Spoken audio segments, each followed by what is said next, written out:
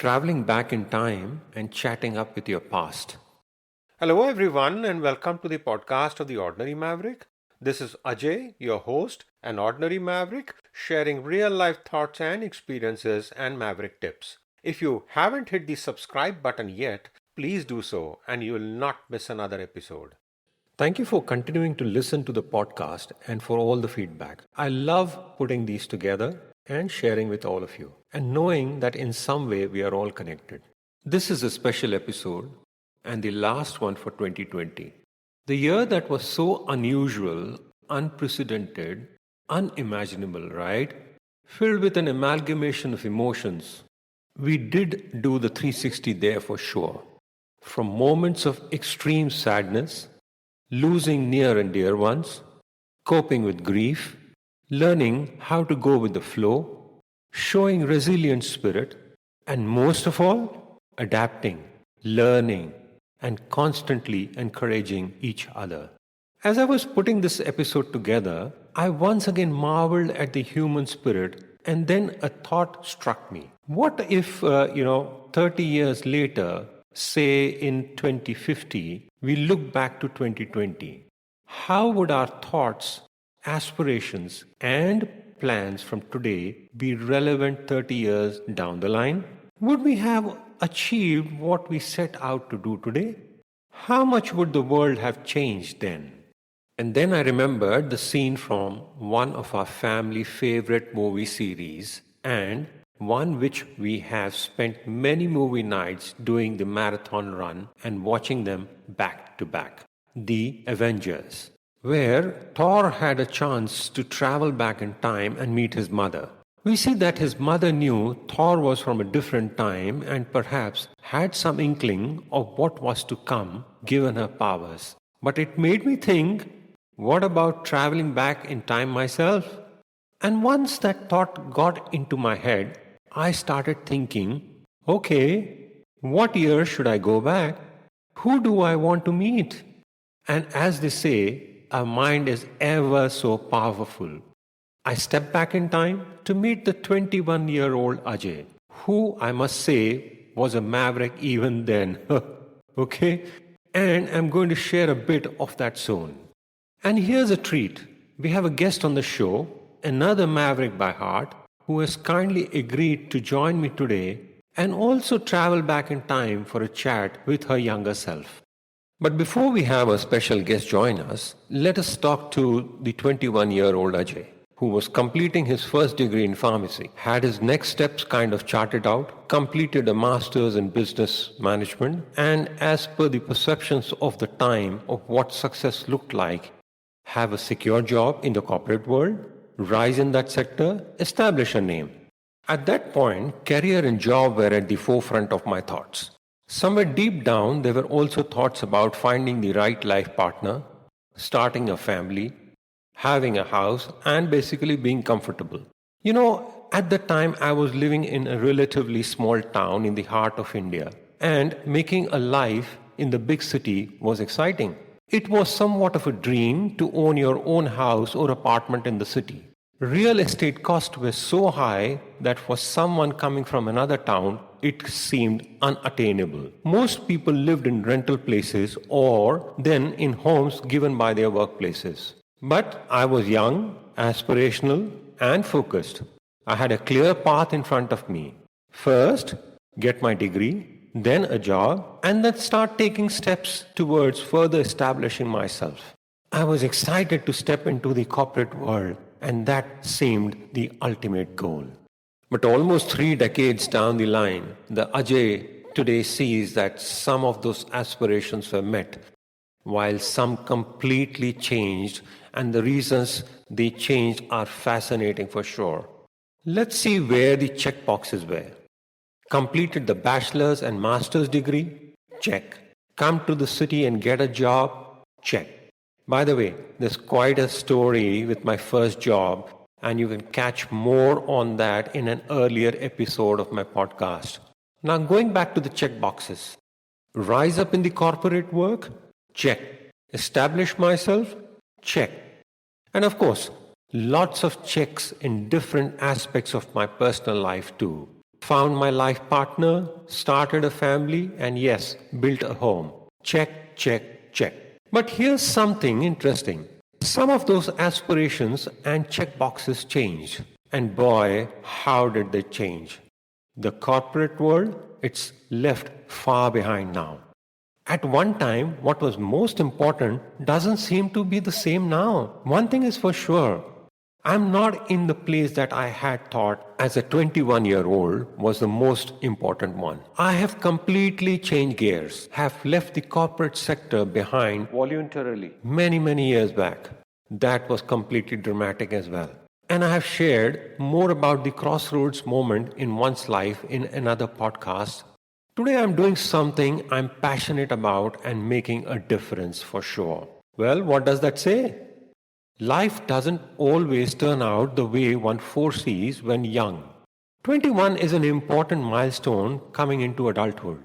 At that time, based on the perceptions and understanding at the time, one charts out aspirations for the future. But here's a maverick tip. Go with the flow. What does that mean? Well, rely on your instincts. Remember the gut feeling? One of the key components of the maverick formula. Yes, chart your path. Take one step at a time, but always go with your gut. And then be true, and you will win. Life will always be that exciting, beautiful journey where you will experience happiness and also spread happiness. One of the most important aspects is to ensure whatever you're doing is what you're passionate about. This is the right time to introduce our special guest, Ms. Caroline Muhwezi, another fellow maverick, sharing some great feedback about the podcast and is here today to give us a peek into her time travel as well.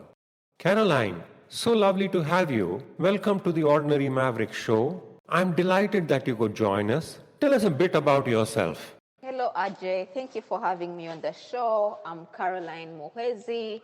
I'm from Uganda, born in Kabale in the southwestern part of Uganda. In a family of 5, I'm the fourth born. We're 2 girls in our family, and all of us very close to our dad. I lost my mom when I was about 9. So my dad is like life and blood, my number 1 fan. So yes, that's it about my family. I'm married. I have a son who's 4 years old and my husband, Norman. I'm a lawyer by profession, barrister, lawyer and advocate of the High Court of Uganda. Even though I studied law, my aspiration had always been working with young people, advocating for the rights of young people and women, and really being a rights activist, I think, more than anything in life. I think I've always had a passion for that. And right now, I'm working in New York as the Eureport Global Coordinator, which means me coordinating 76 countries in the world that are running this platform for youth engagement. That's both social media and SMS. Reaching now almost 13 million young people across the world and growing every day almost by 5 young people per second. Awesome. Thank you so much, Caroline. What humble beginnings, and a loud shout out to your dad, for whom bringing up 5 young children must have not been easy for sure. So I'm putting you on the spot right now. We've been speaking about time travel and going back in time. So tell us what you would like to do, which year you would like to go back to and why, and do share about your aspirations at the time and then how you view this today. So we have tons of questions for you. Okay. I think I would like to go back to 2014 in Uganda when I had the opportunity to kind of switch jobs a bit and leave Uganda and then move to Nigeria to work as a Eureport consultant, as a startup consultant for Eureport in Nigeria. Then, as about 28 years old, not married yet, and really, I just left law school and been practicing as a practicing advocate. Had some time to work with UNICEF in Uganda for some time. And I think for me, why I would want to go back to 2014 and that time when I was 28 is because it was like a crossroad for me. One, because first of all, I was asked to come to leave my home country. This was the very first time I was going to be working outside my home country longer than a 1 week or 2 week mission. And I mean, I was not married yet. I had a boyfriend that time. So there were so many decisions that I think were up in my mind, and whether or not this was the right time to leave my country and go somewhere else, or not to leave and just stay home and just stay in a familiar territory, so to say. Looking forward then, and the decisions I took to actually leave and start Europort in Nigeria, then I think it was both life-changing but also very inspiring for me, because in retrospect, I see that even though then for me it was all about, this is a great opportunity to start an international career and to also, do something more than what I had already been doing for a couple of years, but contribute to a bigger country, a great nation in Africa, Nigeria, and its size and all that Nigeria is famous for. I thought it was a good opportunity. Then, though, I also had all these, ideas running in my head, whether or not it was the right time to take such a step in life, and not a typical contract, which would probably open so many immediate opportunities, because this was only about a 6 months consultancy, and so much at stake, and it's, so to say, more or less a gamble.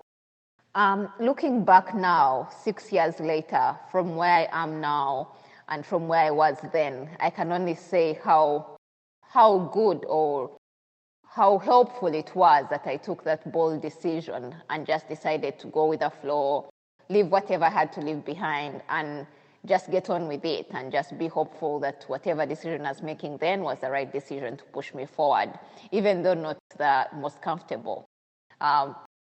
Looking back now, the Europort Nigeria that I moved to set up is now almost coming to close to 4 million young people registered, about 3.8 million now. And very inspiring how much more is also being done for young people in all kinds of communities in that country right now. And also how much inspiration it has grown and given to other countries who are now scaling almost as much as it is. So it's been a very inspiring journey. And looking back still over the 6 years, I'm now married to the same person as wondering, would it be good to leave or not to leave and travel away? Somehow we're still able to make it work, and now have even a son who's 4 years old. So it was never really the typical, the ordinary, or anything of, everything cut and paste into a clear-cut box, but it was more of, this is what I want to do. I believe that the strength to do it will come and follow me as I head into it. But for now, I'll take the decision and I'll jump onto it. Looking at how I view the decisions I made then today, I'm grateful that I took those bold steps to be able to push me forward. And I think it also was like an awakening moment for me on what is possible, really.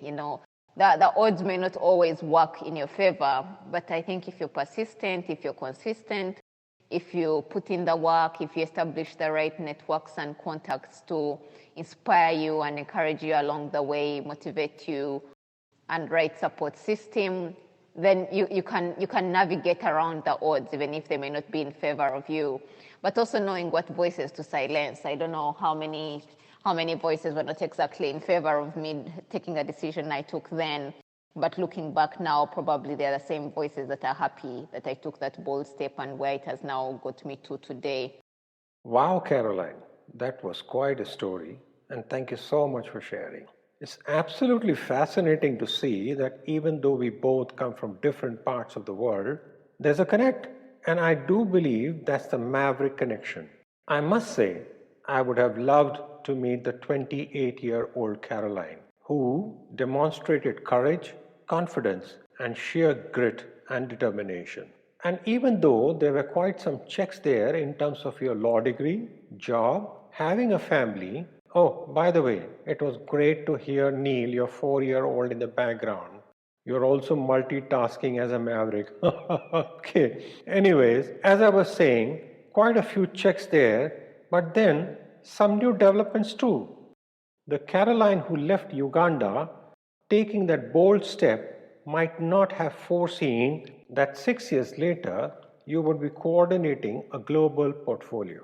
Congratulations, Caroline, and all the very best.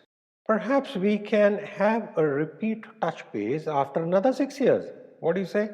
Who knows where and what you will be doing then? Whatever it is, I'm sure you will be true to your maverick spirit.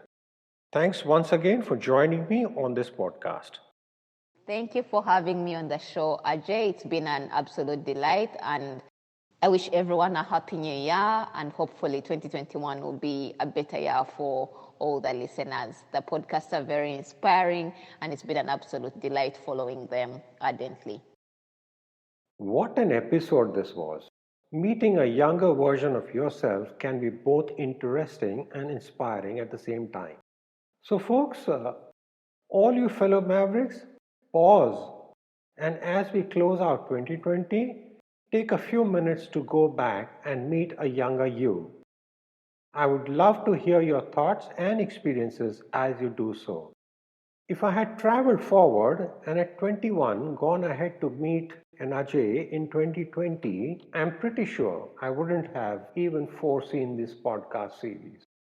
Here's wishing you all a very happy new year with lots of light, love, positivity, and gratitude. This is Ajay signing off and wishing you have an amazing day and a super amazing year. Keep well, stay safe. Credits. This podcast series was put together as a team effort from the Bhardwaj family. Concept, design, title, researchers and reviewers Ajay, Sanjana, Avantika and Niharika Bhardwaj. Script, Sanjana. Cover design, Niharika. All rights reserved.